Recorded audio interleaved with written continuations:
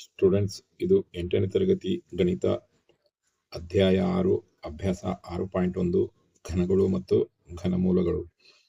ಈಗಾಗಲೇ ನಾವು ಹಿಂದಿನ ವಿಡಿಯೋದಲ್ಲಿ 6.1ರ ಪ್ರಶ್ನೆ 1ರ ಎಲ್ಲ ಉತ್ತರಗಳನ್ನು ನೀವು ನೋಡಿದ್ದೀರಿ. ಈಗ ನಾವು ಪ್ರಶ್ನೆ 2ಕ್ಕೆ ಹೋಗೋಣ. ಪ್ರಶ್ನೆ 2, ಕೆಳಗಿನ ಸಂಖ್ಯೆಗಳನ್ನು ಪೂರ್ಣ ಘನಗಳನ್ನಾಗಿ ಮಾಡಲು ಯಾವ ಸಂಖ್ಯೆಯಿಂದ ಗುಣಿಸಬೇಕು ಎಂದು ಕಂಡುಹಿಡಿಯಿರಿ. ಇಲ್ಲೊಂದು 5 ಸಂಖ್ಯೆಗಳನ್ನು ಕೊಟ್ಟಿದ್ದಾರೆ. 243, 256, 72, 675 ಮತ್ತೆ 100. ಇವುಗಳನ್ನ ಯಾವ ಸಂಖ್ಯೆಯಿಂದ ಗುಣಿಸಿದ್ರೆ ಇದು ಘನ ಆಗುತ್ತದೆ, ಪೂರ್ಣ ಘನ ಆಗ್ತದೆ ಅಂತ ಕಂಡುಹಿಡಿಯಬೇಕು. ಅಂದ್ರೆ ಇದರ ಅರ್ಥ ಇದು ಘನ ಅಲ್ಲ ಅಂತ ಅವರು ಹೇಳಿದ್ದಾರೆ. ಇದನ್ನ ಘನ ಆಗ್ಬೇಕಾದ್ರೆ ಯಾವ ಸಂಖ್ಯೆಯಿಂದ ಗುಣಿಸ್ಬೇಕು ಅಂತ ಕೇಳಿದ್ದಾರೆ. ಈಗ ನೋಡೋಣ, ಇದರ ಅಪವರ್ತನಗಳನ್ನ ತೆಗೆಯೋಣ. ಇದು ಬಿಡಿ ಸಂಖ್ಯೆ, ಯಾವಾಗಲೂ ಬಿಡಿ ಸಂಖ್ಯೆ ಬಿಡಿ ಸಂಖ್ಯೆ ಬೆಸ ಸಂಖ್ಯೆ ಆಗಿದ್ರೆ ಬೆಸ ಸಂಖ್ಯೆಯಿಂದ ಗುಣಿಸ್ಬೇಕು, ಸಮ ಸಂಖ್ಯೆ ಆಗಿದ್ರೆ ಸಮ ಸಂಖ್ಯೆಯಿಂದ ಗುಣಿಸ್ಬೇಕು. ಈಗ ಇದನ್ನ ಬೆಸ ಸಂಖ್ಯೆ ಅಂದ್ರೆ 3ರಿಂದ ಹೋಗ್ತದೆ. 3 8 24, ಆಮೇಲೆ 3 1 3, ಮತ್ತೆ 3ರಿಂದ ಹೋಗ್ತದೆ. 3 2 6, 8 6 ಹೋದ್ರೆ 2 ಉಳಿತು, 21 ಆಯ್ತು. 3 7 21,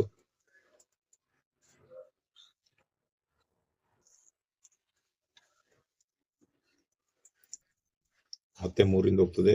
3 9 27, 3 3 9, 3 1 3. ಈ ಅಪವರ್ತನಗಳನ್ನ ಇಲ್ಲಿ ಬರ್ಕೊಳ್ಳೋಣ. ಪರಿಹಾರ 243 = 3 × 3 × 3 × 3 × 3. ಇಷ್ಟು ಅಪವರ್ತನಗಳು ನಮ್ಗೆ ಬಂದಿದ್ದಾವೆ. ಇದನ್ನ ತ್ರಿವಳಿಗಳ ಗುಂಪನ್ನಾಗಿ ಪರಿವರ್ತನೆ ಮಾಡಿದಾಗ ಒಂದು ತ್ರಿವಳಿಗಳ ಗುಂಪಾಗ್ತದೆ, ಮತ್ತೊಂದು ತ್ರಿವಳಿಗಳ ಗುಂಪು ಆಗೋದಿಲ್ಲ. ಯಾಕಂದ್ರೆ ತ್ರಿವಳಿಗಳ ಗುಂಪಾಗ್ಲಿಕ್ಕೆ ಇಲ್ಲೊಂದು ಸಂಖ್ಯೆ ಕಡಿಮೆ ಇದೆ, 3ರ ಸಂಖ್ಯೆ ಒಂದು ಕಡಿಮೆ ಇದೆ. ಆದ್ರಿಂದ ಇದು ತ್ರಿವಳಿಗಳ ಗುಂಪಾಗಿಲ್ಲ. ಇದರರ್ಥ ಏನು? ಇದು ತ್ರಿವಳಿಗಳ ಗುಂಪಾಗಿ 2ನೇ ಗುಂಪು ಆಗಿಲ್ಲ ಅಂತ ಹೇಳಿದ್ರೆ ಇದರರ್ಥ ಇದು 243 ಒಂದು ಪೂರ್ಣ ಘನ ಅಲ್ಲ ಅಂತ ಇದು ತೋರಿಸ್ಕೊಡ್ತದೆ. ಆದ್ರಿಂದ ಇದು 243 ಪೂರ್ಣ ಘನ ಆಗ್ಬೇಕಾದ್ರೆ ಏನ್ ಮಾಡಬೇಕಾಗ್ತದೆ? ಈಗ ನಮಗೇನು 3ರಿಂದ ಗುಣಿಸ್ಬೇಕಾಗಿತ್ತಲ್ಲ, ಇಲ್ಲೊಂದು ಅಂಕೆ ಬೇಕಾಗಿತ್ತು ನಮಗೆ 3. ಅದೇ 3ರಿಂದ 243ಗೆ ಗುಣಿಸಿದ್ರೆ ನಮಗೆ ಒಂದು ಪೂರ್ಣ ಘನ ಸಂಖ್ಯೆ ಸಿಗ್ತದೆ. ಅದನ್ನ ಇಲ್ಲಿ ಬರಿಬೇಕು ನಾವು. ಇಲ್ಲಿ ಬಂದ ಅವಿಭಾಜ್ಯ ಅಪವರ್ತನಗಳಲ್ಲಿ ಅಂಕೆಗಳನ್ನು 3ರ ಗುಂಪನ್ನಾಗಿ ಪರಿವರ್ತಿಸಿದಾಗ, ಅಂದ್ರೆ ತ್ರಿವಳಿಗಳ ಗುಂಪನ್ನಾಗಿ ಮಾಡಿದಾಗ ಒಂದು ಗುಂಪಿನಲ್ಲಿ ಒಂದು ಅಂಕೆ ಕಡಿಮೆ ಇದೆ. ಈ ಗುಂಪಲ್ಲಿ ಕರೆಕ್ಟ್ ತ್ರಿವಳಿಗಳು ಇದ್ದೇವೆ, ಈ ಗುಂಪಿನಲ್ಲಿ ತ್ರಿವಳಿಗಳು ಇಲ್ಲ. ಒಂದು ಕಣ್ಣು ಸಂಖ್ಯೆ ಕಡಿಮೆ ಆಗಿದ್ರಿಂದ ಇದು ತ್ರಿವಳಿಗಳ ಗುಂಪಾಗ್ಲಿಲ್ಲ. ಆದ್ದರಿಂದ 243 ಒಂದು ಪೂರ್ಣ ಘನವಲ್ಲ. 243 ಒಂದು ಪೂರ್ಣ ಘನವನ್ನಾಗಿ ಮಾಡಲು ಕನಿಷ್ಠ 3 ಸಂಖ್ಯೆಯಿಂದ ಗುಣಿಸಬೇಕಾಗುತ್ತದೆ. ಈಗೇನಿಲ್ಲಿ ಒಂದು ಸಂಖ್ಯೆ ಮಿಸ್ ಆಗಿತ್ತು, ಅದೇ ಸಂಖ್ಯೆಯಿಂದ 243ಗೆ ಗುಣಿಸಿದ್ರೆ ನಮಗೆ ಪೂರ್ಣ ಘನ ಸಿಗ್ತದೆ. ಆದ್ರಿಂದ ನಮಗೆ ಯಾವ ಸಂಖ್ಯೆಯಿಂದ ಗುಣಿಸ್ಬೇಕು ಅಂತ ಹೇಳಿದ್ರೆ 3ರ ಒಂದು ಸಂಖ್ಯೆಯಿಂದ 243 ಗುಣಿಸಬೇಕು. ಈಗ 2ನೇ ಲೆಕ್ಕಕ್ಕೆ ಹೋಗೋಣ.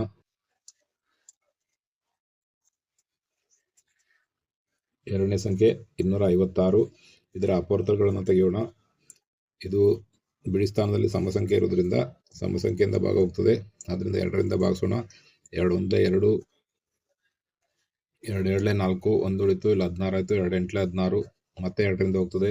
2 6 12, 2 4 8, ಮತ್ತೆ 2ರಿಂದ ಭಾಗಿಸೋಣ.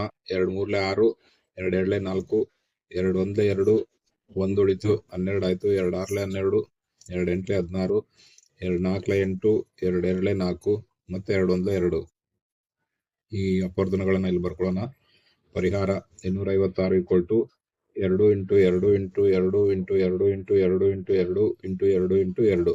ಈಗ ತ್ರಿವಳಿಗಳ ಗುಂಪನ್ನು ಮಾಡಿದಾಗ ಒಂದು ತ್ರಿವಳಿಗಳ ಗುಂಪಾಗಿದೆ, ಮತ್ತೊಂದು ತ್ರಿವಳಿಗಳ ಗುಂಪಾಗಿದೆ, ಮತ್ತೊಂದು ತ್ರಿವಳಿಗಳ ಗುಂಪಾಗ್ಲಿಲ್ಲ. ಇದು 2 ತ್ರಿವಳಿಗಳ ಗುಂಪಾಗಿದೆ. 3ನೇ ಗುಂಪಿನಲ್ಲಿ ಒಂದು 2ರ ಸಂಖ್ಯೆ ಕಡಿಮೆ ಇದೆ. ಆದ್ರಿಂದ ಇದು ತ್ರಿವಳಿಗಳ ಗುಂಪು ಆಗ್ಲಿಲ್ಲ. ತ್ರಿವಳಿಗಳ ಗುಂಪು ಆಗಿಲ್ಲ ಅಂತ ಹೇಳಿದ್ರೆ ಇದರರ್ಥ 256 ಒಂದು ಪೂರ್ಣ ಘನ ಅಲ್ಲ. ಪೂರ್ಣ ಘನ ಆಗ್ಬೇಕಾದ್ರೆ ಇಲ್ಲಿ ಮತ್ತೊಂದು 2ರ ಸಂಖ್ಯೆಯಿಂದ ಗುಣಿಸ್ಬೇಕಾಗ್ತದೆ. ಆದ್ರಿಂದ ಈ ಬಂದಿರೋ 2ನೇ ಸಂಖ್ಯೆಯಿಂದ 256 ಗುಣಿಸಿದ್ರೆ ನಮಗೆ ಒಂದು ಪೂರ್ಣ ಘನ ಸಂಖ್ಯೆ ಸಿಗ್ತದೆ. ಅದನ್ನ ಇಲ್ಲಿ ಬರೆಯೋಣ. ಬಂದ ಅವಿಭಾಜ್ಯ ಅಪವರ್ತನಗಳಲ್ಲಿ 3ರ ತ್ರಿವಳಿಗಳನ್ನಾಗಿ ಪರಿವರ್ತಿಸಿದಾಗ 3ನೇ ಗುಂಪಿನಲ್ಲಿ ಒಂದು 2ರ ಸಂಖ್ಯೆ ಕಡಿಮೆ ಇದೆ. ಆದ್ದರಿಂದ 256 ಒಂದು ಪೂರ್ಣ ಘನವಲ್ಲ. ಈ ಮೂರನೇ ಗುಂಪಿನಲ್ಲಿ ಒಂದು 2 ಸಂಖ್ಯೆ ಕಡಿಮೆ ಇದೆ, ಆದ್ರಿಂದ ಇದು ಪೂರ್ಣ ಘನ ಅಲ್ಲ ಅಂತ ತೋರಿಸ್ತದೆ. ಆದ್ರಿಂದ 256 ಒಂದು ಪೂರ್ಣ ಘನ ಸಂಖ್ಯೆಯನ್ನಾಗಿಸಲು 256 2ರಿಂದ ಗುಣಿಸಬೇಕು. ಆದ್ದರಿಂದ 256 ಗುಣಿಸಲು ಬೇಕಾದ ಕನಿಷ್ಠ ಸಂಖ್ಯೆ ನಮಗೆ 2 ಆಗಿರುತ್ತದೆ. ಈಗ ಪ್ರಶ್ನೆ 6.1 ಅಭ್ಯಾಸ 6.1ರ ಪ್ರಶ್ನೆ 2ರಲ್ಲಿ ಮೂರನೇ ಲೆಕ್ಕ 72. 72ರ ಅಪವರ್ತನಗಳನ್ನು ತೆಗೆಯೋಣ. 72 2ರಿಂದ ಭಾಗವಾಗುತ್ತದೆ. 2 3 6, 1 ಉಳಿತು, 2 6 12, 2 1 2, 1 ಉಳಿತು, 16 ಆಯ್ತು. ಇಲ್ಲಿ 2 8 16, ಮತ್ತೆ 2ರಿಂದ ಭಾಗವಾಗುತ್ತದೆ. 2 9 18. ಈಗ ಇದು ಬೆಸ ಸಂಖ್ಯೆ ಆಗಿದ್ರಿಂದ ಬೆಸ ಸಂಖ್ಯೆಯಿಂದ ಭಾಗವಾಗುತ್ತದೆ. 3 3 9, 3 1 3. ಈ ಅಪವರ್ತನಗಳನ್ನು ಇಲ್ಲಿ ಬರ್ಕೊಳ್ಳೋಣ. ಪರಿಹಾರ 72 = 2 × 2 × 2 × 3 × 3. ಇದನ್ನ ತ್ರಿವಳಿಗಳ ಗುಂಪನ್ನಾಗಿ ಪರಿವರ್ತನೆ ಮಾಡಿದಾಗ ಒಂದು ತ್ರಿವಳಿಗಳ ಗುಂಪಾಯಿತು, ಮತ್ತೊಂದು ತ್ರಿವಳಿಗಳ ಗುಂಪು ಆಗಲಿಲ್ಲ. ಈ ತ್ರಿವಳಿಗಳ ಗುಂಪು ಆಗಬೇಕಾದ್ರೆ ಇಲ್ಲಿ ಒಂದು 3ರ ಸಂಖ್ಯೆ ಒಂದು ಕಡಿಮೆ ಇದೆ. ಆದ್ದರಿಂದ ಇದು 72 ಏನು ಒಂದು ಪೂರ್ಣ ಘನವಲ್ಲ.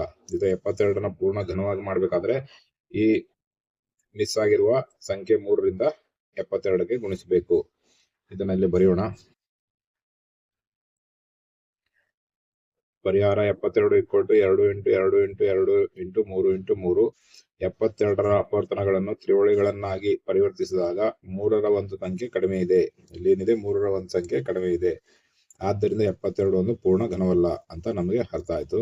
72ನ್ನು ಪೂರ್ಣ ಘನವನ್ನಾಗಿ ಮಾಡಲು ಅದೇ 3 ಸಂಖ್ಯೆಯಿಂದ 72ನ್ನು ಗುಣಿಸಬೇಕು. ಪ್ರಶ್ನೆ ಏನ್ ಕೇಳಿದ್ರೆ ಕನಿಷ್ಠ ಯಾವ ಸಂಖ್ಯೆಯಿಂದ ಇದನ್ನ ಸಂಖ್ಯೆಯನ್ನು ಗುಣಿಸಿದ್ರೆ ಪೂರ್ಣ ಘನವಾಗ್ತದೆ ಅಂತ ಹೇಳಿದ್ದಾರೆ. ಆದ್ರಿಂದ ಈ ಕನಿಷ್ಠ ಸಂಖ್ಯೆ 3 ಇದೆ, ಇದರಿಂದ 72 ಗುಣಿಸಿದ್ರೆ ಅದು ಪೂರ್ಣ ಘನ ಆಗ್ತದೆ. ಈಗ 2ನೇ ಲೆಕ್ಕ ಆಯ್ತು.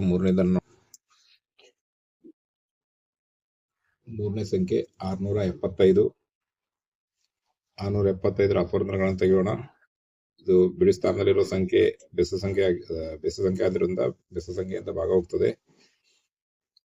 3 2 6, 3 2 6, 7 6 1 ಉಳಿತು, 15 ಆಯ್ತು. 3 5 15, ಮತ್ತೆ 3ರಿಂದ ಭಾಗ ಹೋಗ್ತದೆ. 3 7 21, 22 21 1 ಉಳಿತು, ಇಲ್ಲಿ 15 ಆಯ್ತು. 3 5 15, 3 2 6, 1 ಉಳಿತು, ಇಲ್ಲಿ 15 ಆಯ್ತು. 3 5 15, ಈಗ 25 5ರಿಂದ ಹೋಗ್ತದೆ. 5 5 25, 5 1 5. ಈ ಅಪವರ್ತನಗಳನ್ನು ಇಲ್ಲಿ ಬರ್ಕೊಳ್ಳೋಣ. ಪರಿಹಾರ 675 = 3 × 3 × 3 × 5 × 5. ಈಗ ಇವನ್ನ ತ್ರಿವಳಿಗಳ ಗುಂಪನ್ನಾಗಿ ಮಾಡಿದಾಗ ಒಂದು ತ್ರಿವಳಿಗಳ ಗುಂಪಾಯ್ತು, ಮತ್ತೊಂದು ತ್ರಿವಳಿಗಳ ಗುಂಪು ಆಗ್ಲಿಲ್ಲ.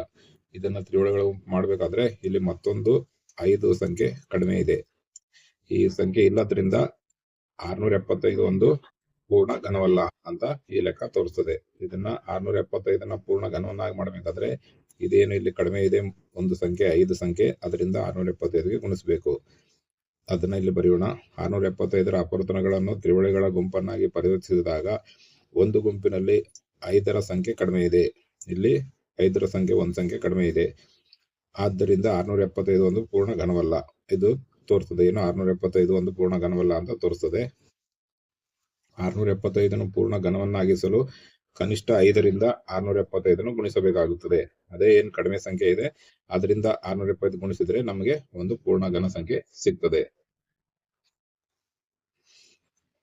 ಈಗ ಪ್ರಶ್ನೆ 2ರಲ್ಲಿ 5ನೇ ಲೆಕ್ಕ ಸಂಖ್ಯೆ 100 ಕೊಟ್ಟಿದ್ದಾರೆ. 100ರ ಅಪವರ್ತನ ಕಂಡುಹಿಡಿಯೋಣ. 2ರಿಂದ ಭಾಗ ಹೋಗ್ತದೆ. 2 5 10, 0 0 ತಗೊಂಡಿದೆ. 2 2 4, 1 ಉಳಿತು, ಇಲ್ಲಿ 10 ಆಯ್ತು. 2 5 10, ಆಮೇಲೆ ಈಗ 5ರಿಂದ ಹೋಗ್ತದೆ. 5 5 25, 5 1 5. ಈಗ ಅಪವರ್ತನಗಳಲ್ಲಿ ಬರ್ಕೊಳ್ಳೋಣ. ಪರಿಹಾರ 100 = 2 × 2 × 5 × 5. ಇವು ಬಂದ ಅಪವರ್ತನಗಳು. ಇದನ್ನ ತ್ರಿವಳಿಗಳ ಗುಂಪನ್ನಾಗಿ ಮಾಡ್ಬೇಕಾದ್ರೆ 2 × 2 ಇಲ್ಲಿ ಈ ಜಾಗದಲ್ಲಿ ಮತ್ತೊಂದು 2 ಬರ್ಬೇಕಾಗಿತ್ತು, ಬಂದಿಲ್ಲ. ಇದನ್ನ ತ್ರಿವಳಿಗಳ ಗುಂಪು ಮಾಡ್ಬೇಕಾದ್ರೆ 5 × 5 ಮತ್ತೊಂದು 5 ಬೇಕಾಗಿತ್ತು, ಅದು ಬಂದಿಲ್ಲ. ಆದ್ರಿಂದ ಇದು ತ್ರಿವಳಿಗಳ ಗುಂಪಾಗಲಿಲ್ಲ, ಇದು ತ್ರಿವಳಿಗಳ ಗುಂಪಾಗಲಿಲ್ಲ. ಆದ್ರಿಂದ ಇದು 100 ಒಂದು ಪೂರ್ಣ ಘನವಲ್ಲ. ಇದನ್ನ ಪೂರ್ಣ ಘನ ಮಾಡಬೇಕಾದ್ರೆ ಇಲ್ಲಿ ಒಂದು ಸಂಖ್ಯೆ 2 ಕಡಿಮೆ ಇದೆ, ಇಲ್ಲಿ ಒಂದು ಸಂಖ್ಯೆ 5 ಕಡಿಮೆ ಇದೆ. ಆದ್ರಿಂದ 2 ಮತ್ತೆ 5ರಿಂದ 100ನ್ನ ಗುಣಿಸಿದಾಗ ನಮಗೆ ಒಂದು ಪೂರ್ಣ ಘನ ಸಂಖ್ಯೆ ಸಿಗ್ತದೆ. ಅದನ್ನ ಇಲ್ಲಿ ಬರೆಯೋಣ.